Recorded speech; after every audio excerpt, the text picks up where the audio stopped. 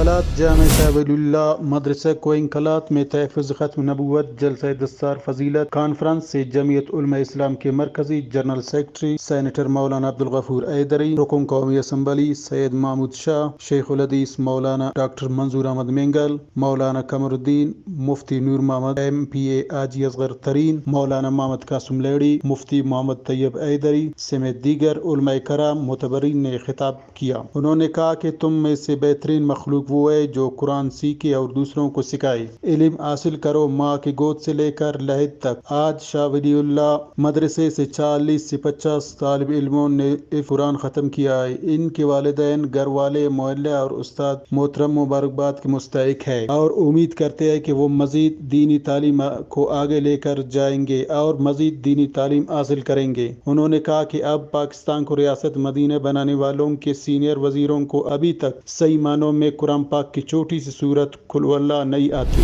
یہ کیا خاک پاکستان میں ریاست مدینہ بنائیں گے؟ انہوں نے کہا کہ یہ یہودیوں کی ایک چال ہے جو ہم پر مسلط کر رہے ہیں۔ اب وہ خود حیران ہے کہ اب کیسے چلائیں، ملک کیسے چلائیں، خود معلوم نہیں کہ میں کیا کر رہا ہوں۔ انہوں نے کہا کہ مہنگائی بدمانی کے سوا کچھ نہ کر سکے۔ آخر میں مولانا منظور احمد، مولانا عبدالغفور ایدری سمیت دیگر علماء کرام نے حفظاء کرام کو دستار بندی کی اور مبارکباد پیش کی اور آخر میں اجتماعی دعا کی گئی۔ رپورٹ مقبول گل محمد، شیخ کلات۔